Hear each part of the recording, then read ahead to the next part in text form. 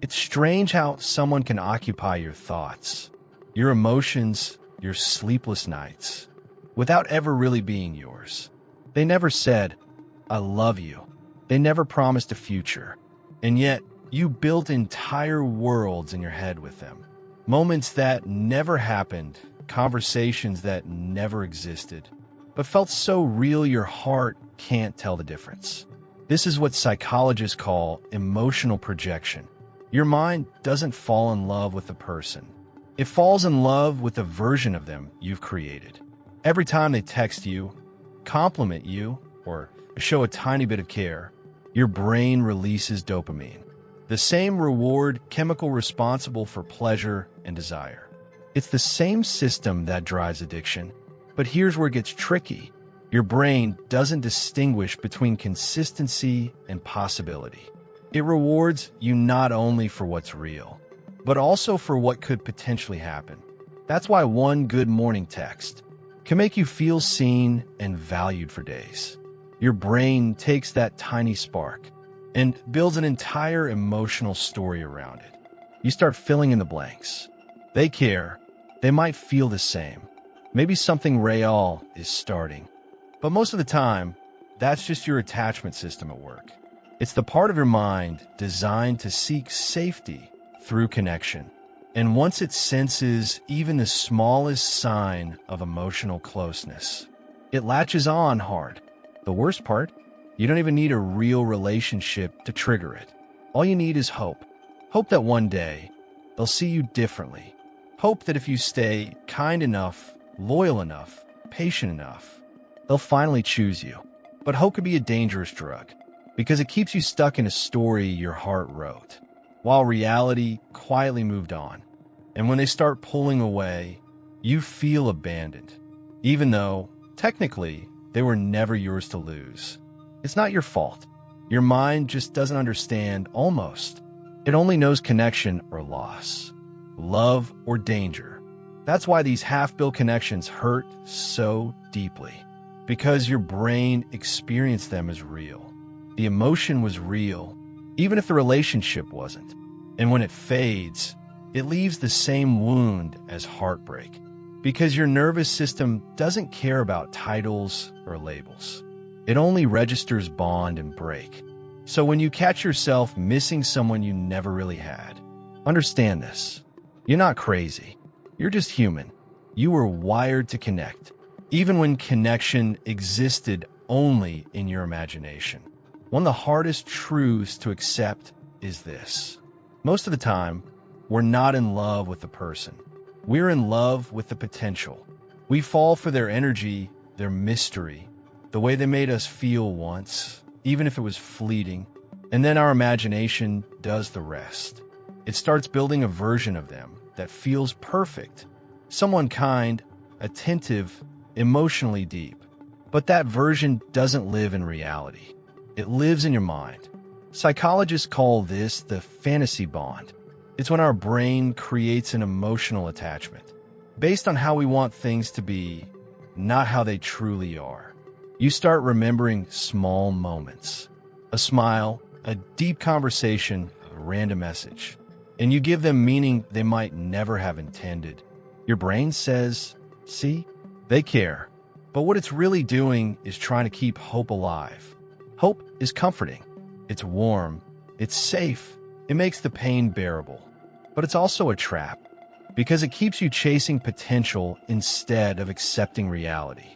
You start doing mental gymnastics to justify their distance. They're just busy. They're scared of commitment. They're not ready right now. And while you're busy explaining their silence, you're ignoring your own pain. Here's the psychological twist. Our brain is addicted to inconsistency. When affection comes and goes unpredictably, your mind doesn't pull away, it holds on tighter. Because intermittent rewards are the most powerful form of conditioning. It's the same mechanism that makes gambling addictive.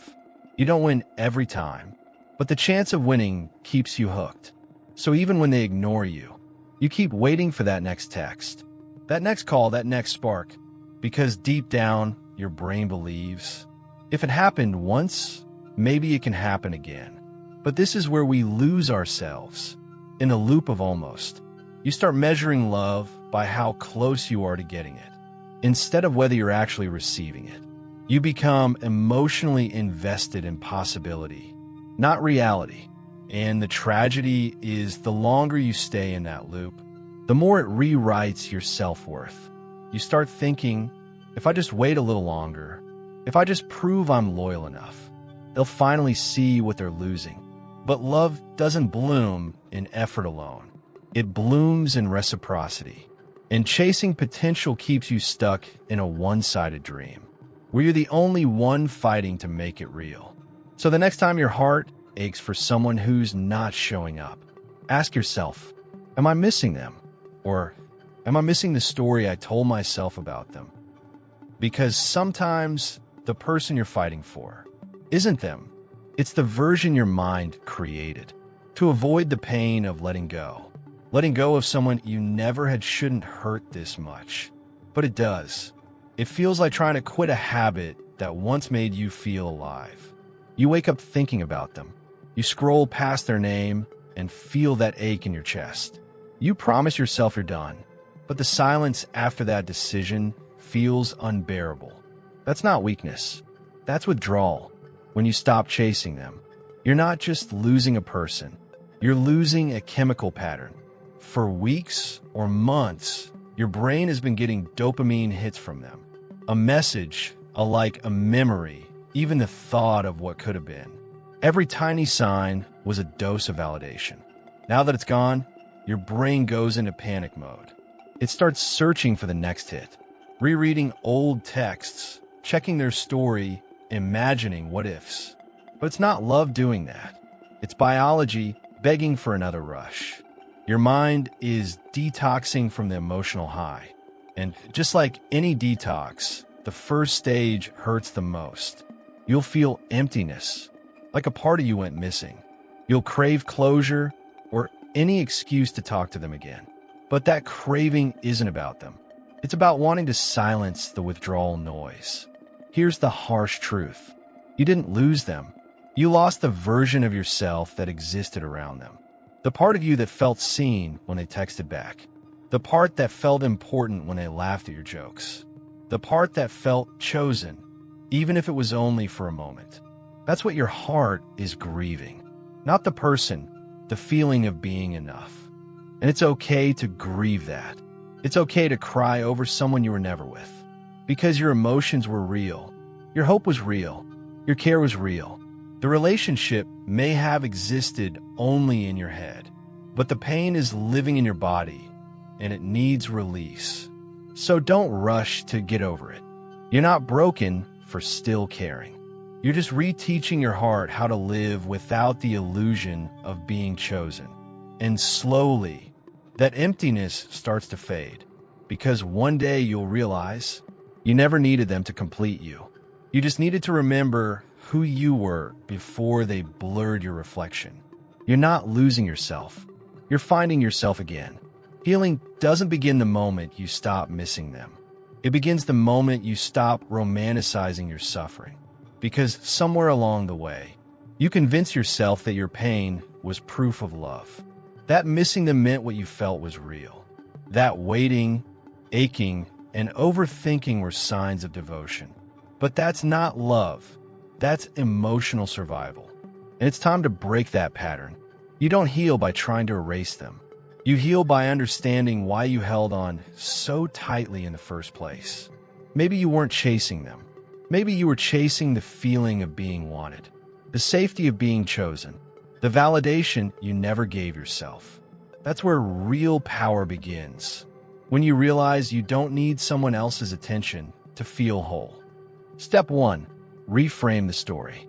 Stop saying that they didn't choose me.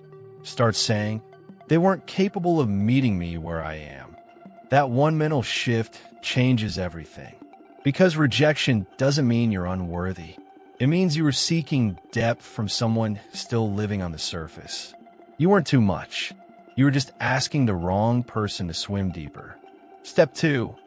Heal the root, not the symptom. Ask yourself, what am I really afraid of losing? Them or the idea of being loved. Most of us fear losing people because somewhere in our past, love felt conditional. It was something we had to earn through patience, perfection, or pain. So every time someone pulls away, our nervous system panics, thinking, I have to fight to be enough again. But love that requires suffering isn't love, it's programming. And healing begins when you stop confusing effort with worth. Step 3, detach with compassion. Detachment doesn't mean you stop caring. It means you stop clinging to what's hurting you. You can love someone deeply and still accept that they're not your person. You can wish them well without making them your entire emotional universe. Because peace doesn't come from holding on. It comes from releasing with grace. When you feel the urge to reach out, pause and remind yourself, I'm not walking away because I don't care. I'm walking away because I deserve emotional safety. That's not weakness. That's maturity. Step 4, rebuild your energy around yourself. Every ounce of energy you spend on wondering, analyzing, waiting, bring it back home. Start feeding your soul the same way you once fed that connection. Learn something new, right? Move, create, do things that remind you you're alive outside of them.